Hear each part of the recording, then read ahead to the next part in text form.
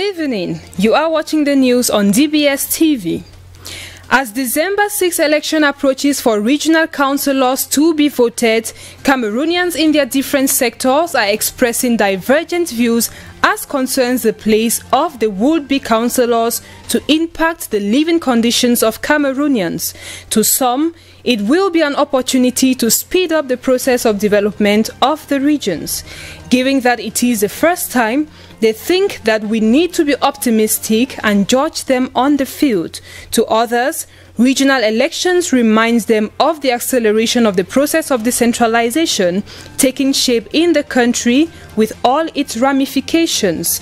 As such, some think that it would bring the administration closer to the people and thus accelerate the level of development of the country.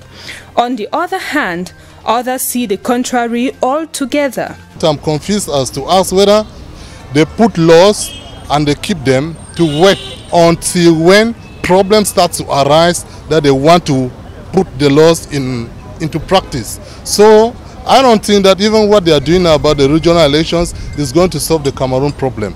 Cameroon is having a problem. We have the issues in the northwestern south, the war in the northwestern southwest. We have Boko Haram in the north. I don't think that is the regional elections that is going to be the solution, because they have over-accumulated problems. And I think that now like this, the issue of the regional elections is not going to be the solution. Taking the example of what is happening in crisis regions like the Northwest and Southwest regions, some feel that these regional delegates may not be free enough to bring about the much-needed developmental changes in the country. We are merely playing political gallery. It is political gimmicks.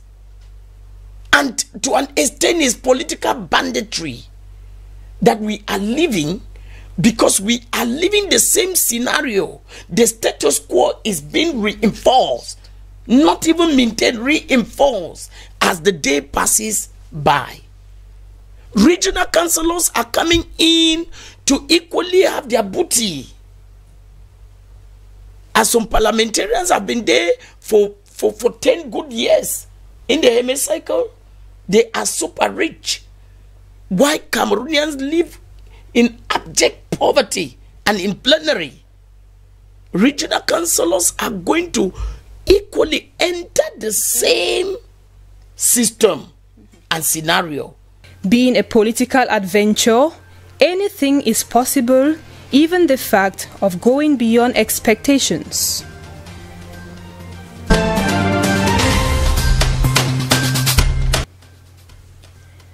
An interministerial delegation made up of the Ministers of Territorial Administration and of Public Works made a stop in Marua, the capital of the Far North region, to assess the level of progress of works on the Polar Bridge reconstruction site, a mission instructed by the head of state.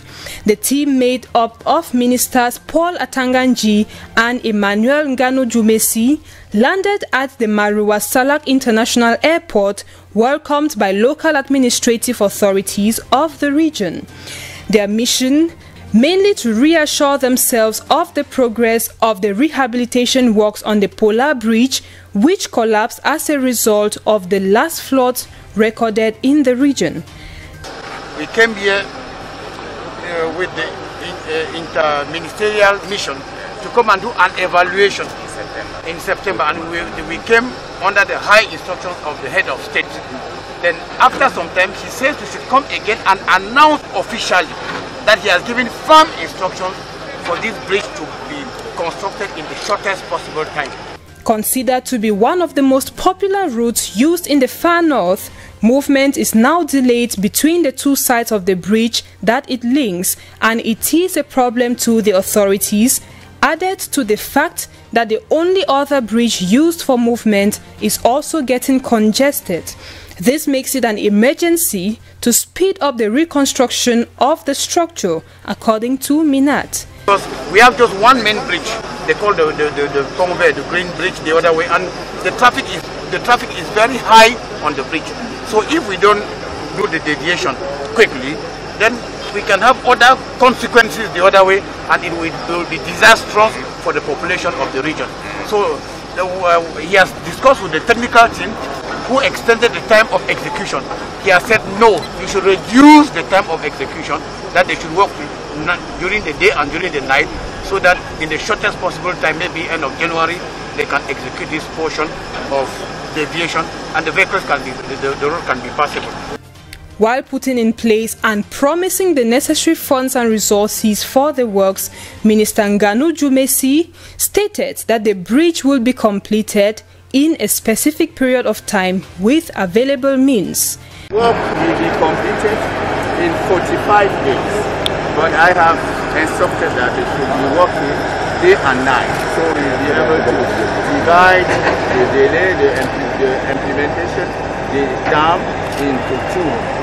So I'm convinced that they will do it, and the governor will take security measures so that those working at night should perform without any difficulty. Following this visit, Paul Atanganji also held a meeting at the governor's office with active forces, local elite, and the presidents of commercial motorbike riders unions of the 3 northern regions. They reviewed some issues, amongst which are security and health.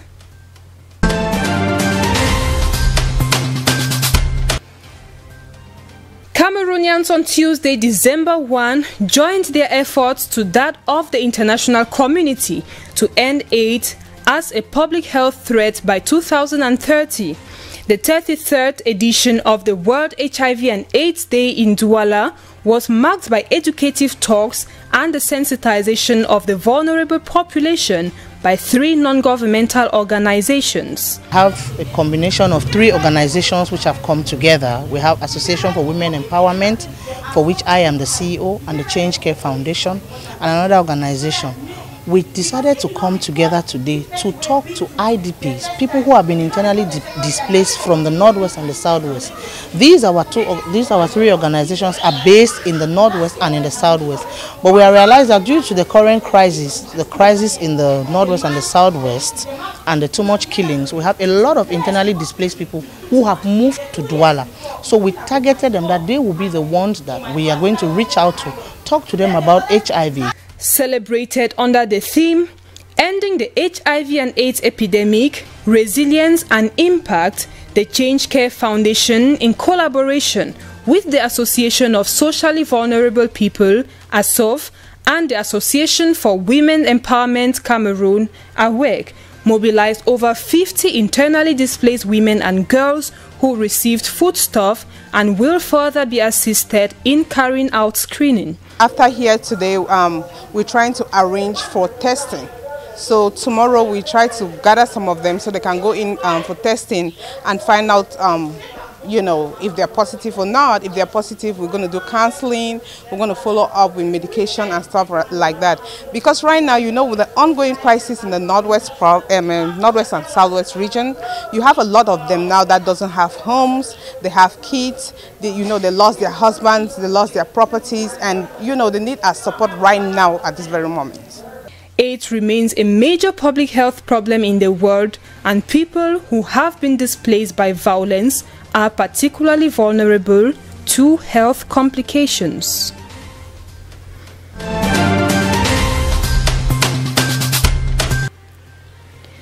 Médecins Sans Frontières, sometimes rendered in English as Doctors Without Borders, has made the difficult decision to end most of the support to healthcare provision in Kimbi and Baraka in Fizi Territory, South Kivu Province, in Eastern Democratic Republic of Congo.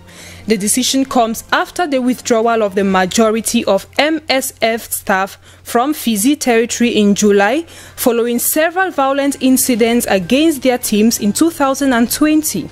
The ever-increasing activity from criminal and armed groups across Eastern DRC has led to ongoing violence and attacks against civilians on a shocking scale, including targeted killings and horrific acts of violence and sexual harassment. This has had a devastating impact on people and other communities, disrupting livelihoods and displacing millions of people. Additionally, there have been numerous attacks against national and international organizations, including in Fizi territory. As a result, the non-governmental international organization will transfer its activities to the Ministry of Health in these areas of Kimbi and Baraka, where the NGO claims to have been operating for 9 and 17 years respectively. In Eastern DRC, the violence has not reduced. As soon as Felix Tshisekedi came to power, he called on armed groups to lay down their arms and integrate the society.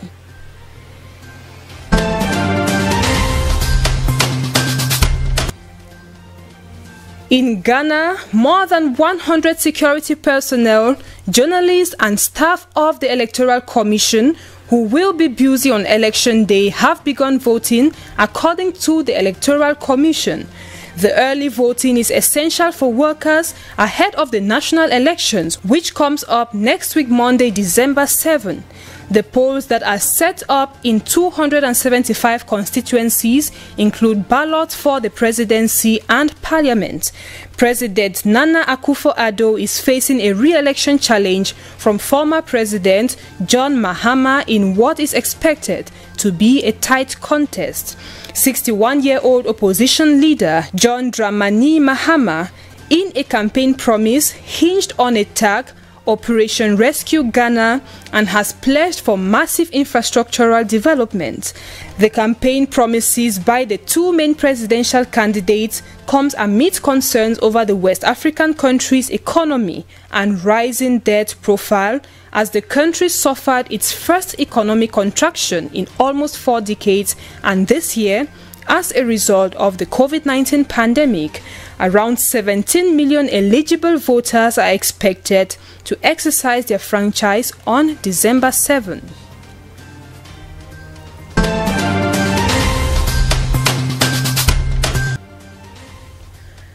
The African Court of Human Rights and People's Rights, ACHR, issued late November a critical judgment for the power in Porto Novo, Benin, considering the revised constitution by Parliament in November 2019 has to be revoked.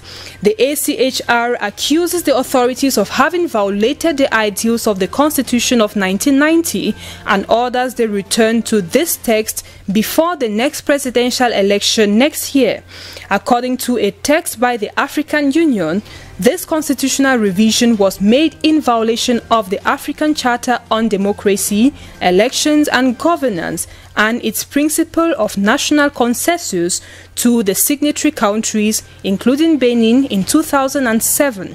For the court, the two means of arriving at this consensus, namely the consultation of all active forces or the referendum, were not followed, and the reform was adopted by a fully fledged parliament obtained from President Patrice Talon after the legislative elections without opponents in April 2019. Note that the presidential elections are set for April 11, 2021, and this would only hold when they must have annulled the social pact that is raising fears of a real threat to the peace of Benin.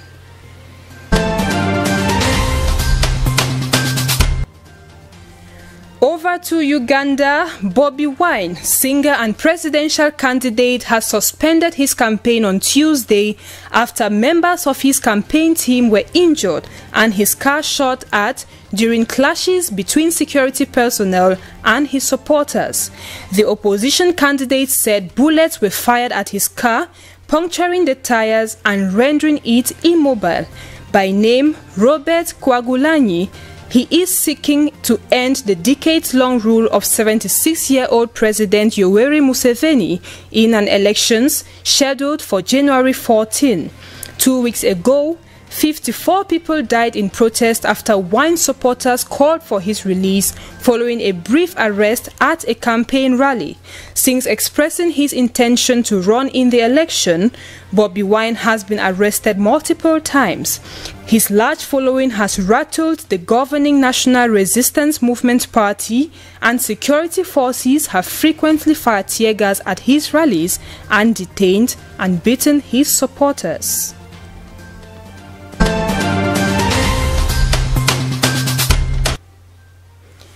Out of the African continent, Azerbaijan forces have completed reclaiming the territory held by Armenian forces for more than a quarter century after a peace deal ended 6 weeks of fierce fighting over Nagorno-Karabakh. Soldiers have hoisted the Azerbaijani flag in the final district given up by Armenia. Azerbaijani President Ilham Aliyev hailed the restoration of control over the areas as a historic victory and a demonstration of his nation's unbending spirit. Armenia agreed to hand over the 3 districts, Agdam, Lachin and Kalbajar, as part of the November deal that stopped a conflict between the two countries at the end of September. Under the agreement, some 2,000 Russian peacekeepers deployed between the two sides and along the Lachin corridor, 37-mile route through the district that connects Karabakh's main city, Stepanakert, to Armenia. Russian military vehicles accompanied by Azerbaijani trucks driving along the corridor overnight and were deployed at the main crossroads in Lachin.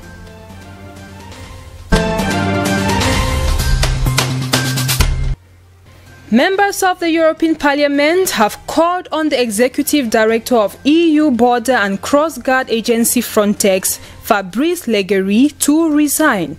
It is as a result of allegations on the agency's involvement in illegal practices and rights violations in relation to migrants.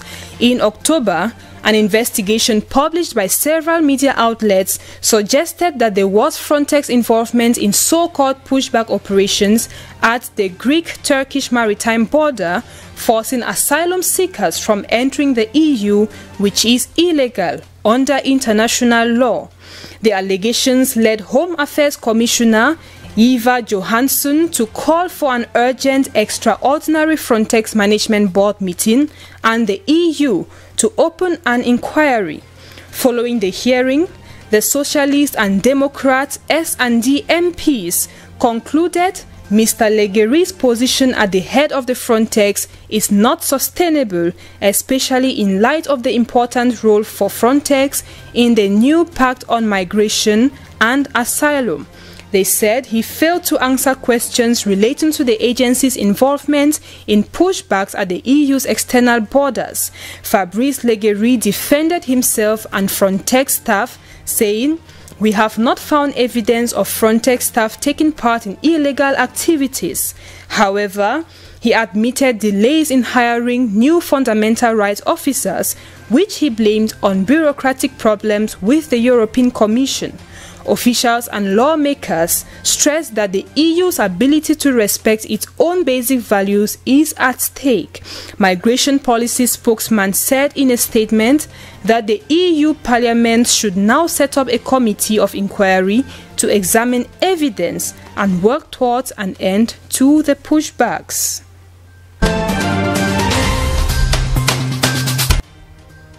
As the transition date of the United States president approaches, a transition is also underway on how the EU would work with the US.